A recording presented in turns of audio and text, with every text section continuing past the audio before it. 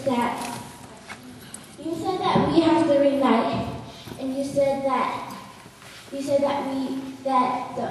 the only way that we can save our community and save our rights is we do unite. But then somebody said that they wouldn't like to unite and how it would be wrong.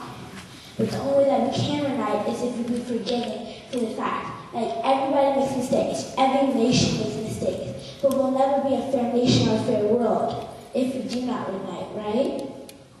Well, unity is a good thing when it's used for good causes and good purposes.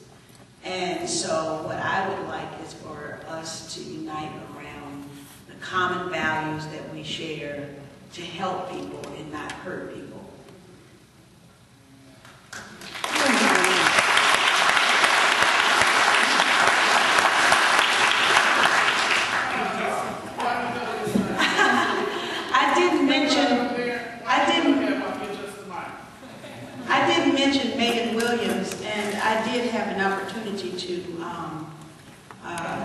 Travel and visit with her about a week ago, and the brother, Mr. Fuller, brought a picture where they had pulled her hair out.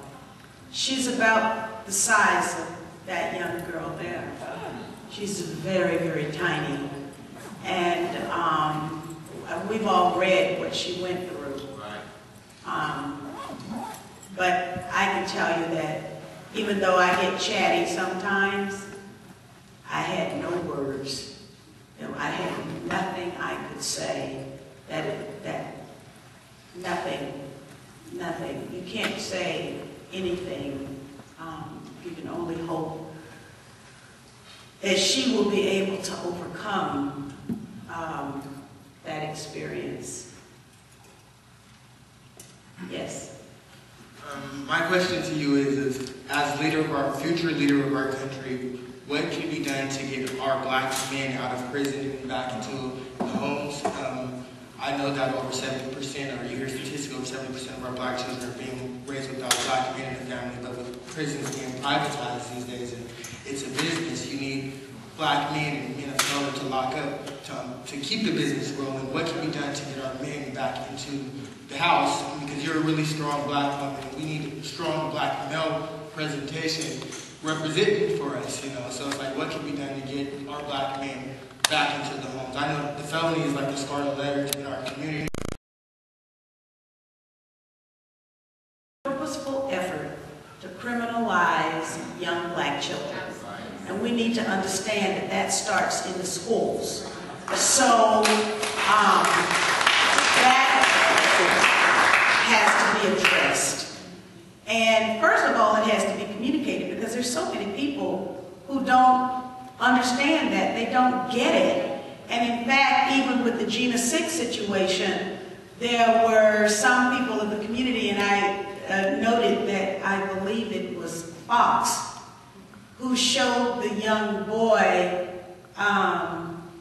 well, they were doing what Fox News does all the time, inciting. And, but the DA chose to criminalize the black kids, and he didn't choose to criminalize the white kids. It was a prank, and, you know, so I think that we have to attack certain things in the school, first of all.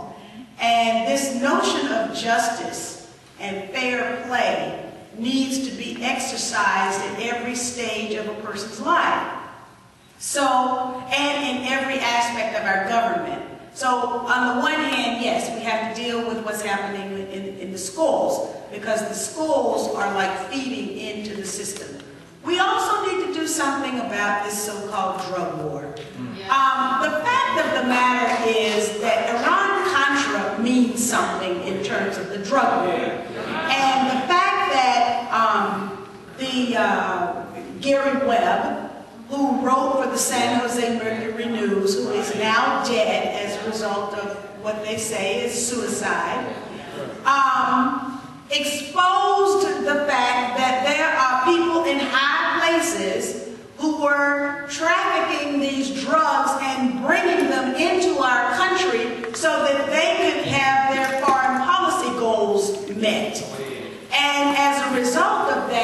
the entire country was inundated with something that it had never seen before, crack cocaine. Now that is a fact.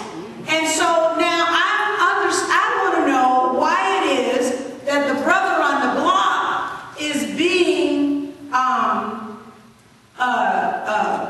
punished when the brother in the White House ain't being punished, and he's the one who's responsible for it.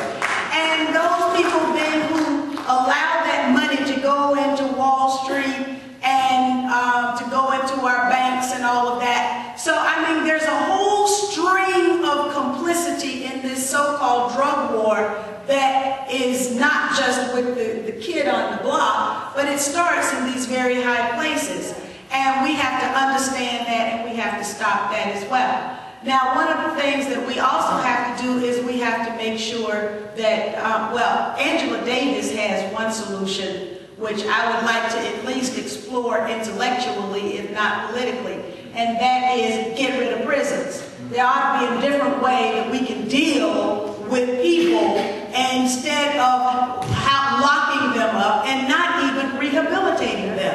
I've been in the prisons and I've seen UNICO, which is the labor, the prison labor, which used to be illegal when it happened right after slavery, that it was illegal. But now we've got prisoners and they are being contracted out to private corporations, and they are also being, the private corporations are inside the prisons, and these people are working for like 25 cents an hour.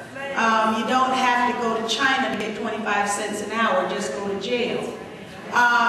So there are a lot of things then that we need to deal with to stop this. And then the final thing is that once a person has paid their time, then they have paid their time. And so there shouldn't be a lifetime punishment for a problem that people make. For example, you know, Admiral Poindexter is a convicted felon, but he was up in the Pentagon. And so now if there can be some rehabilitation and then some reintegration of Poindexter, then there ought to be some reintegration and some rehabilitation of our young people as well. I also had a job training program that I had that we can talk about later, but it's an idea about how we can involve the church and people who need job training for jobs that cannot be exported, and will not be exported, and people can make a livable wage because they would be working with the unions as well. That's another